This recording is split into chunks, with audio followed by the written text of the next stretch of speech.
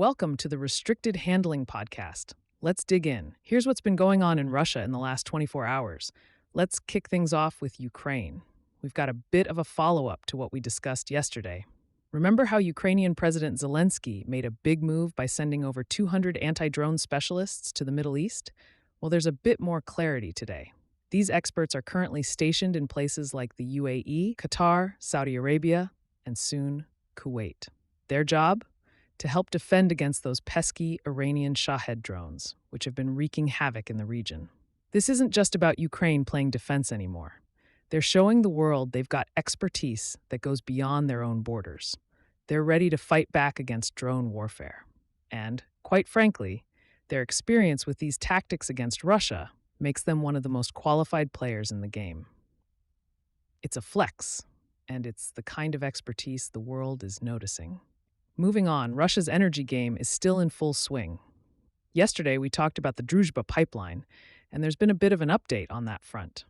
Remember how Hungary was holding up a big €90 billion EU loan for Ukraine, citing that damaged pipeline? Well, it seems that Brussels stepped in with some technical assistance, and Ukraine is starting to soften its stance on getting outside help. They might not have loved the idea at first, but with all the pressure from the EU, it looks like they're going to take the help. A crucial repair for Europe's energy needs, especially with tensions in the Middle East still very much alive. Even if the pipeline gets repaired, though, it's still a political chess game, and energy is definitely being used as a tool to shift power and leverage. On a global energy note, Russia is making moves to get its oil back into global markets, especially since China is all in. We've heard how the U.S. waived sanctions on Russian oil to stabilize the market. So you guessed it, Sinopec and PetroChina are stepping up to buy that Russian oil that was stranded at sea. Russia, having played the long game with its energy exports, now has an even stronger ally in China, making sure their war economy doesn't fall flat. And let's not forget the U.S.'s hand in this. It's a band-aid for a much larger geopolitical wound. With oil prices high, this helps Russia keep the lights on and the war chest full. Definitely a power move that shows how much influence energy still has in geopolitics. Now, Ukraine's drone capabilities keep evolving, and it's worth a quick update here. The Wild Hornets Drone Company, yes, that's a real name, is really making a splash. Yesterday, we heard about them helping Ukraine take down hundreds of Shahed drones. And today, well, they're getting a global reputation. Their Sting interceptors are now in demand, especially from Middle Eastern countries who've been getting hit hard by Iranian drone strikes. These interceptors cost around $2,000 each, compared to the $50,000 per Shahed, which makes them an absolute steal. This is Ukraine's drone defense becoming a global industry. Wild Hornets have already taken down over 3,000 Shahed drones since June 2025, and now the Middle East is asking for the same kind of help.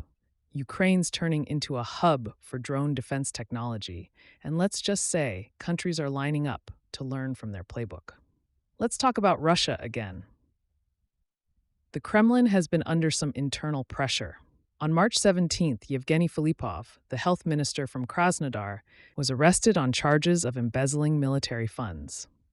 Yeah, corruption is still a thing in Russia, and it's definitely getting harder to ignore.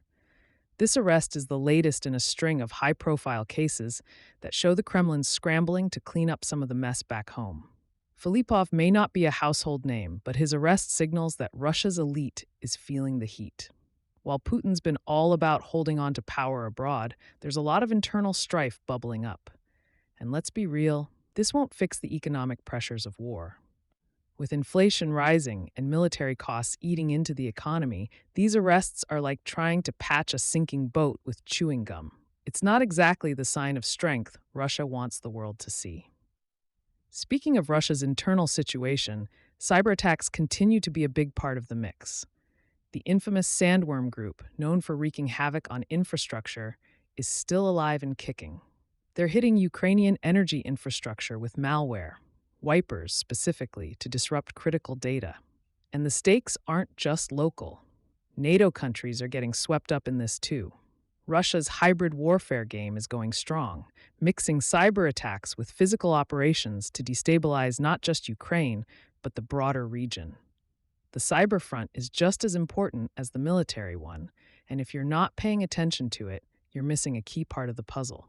Now let's zoom in a bit on the Russian front lines. Yesterday, Russia made claims that they've seized a couple of villages, Sopich and Kaleniki. But, as we know, claims in this war tend to get inflated. Sopich, which is just a stone's throw from the Russian border, is still very much contested.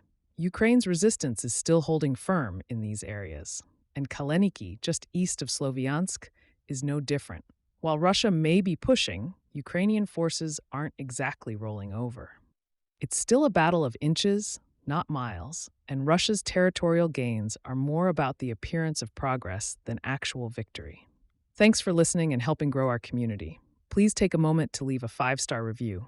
We also publish a daily written intel brief on Substack, where you'll find even deeper coverage of Russia and China, along with insights on Iran, the Middle East, and the DPRK.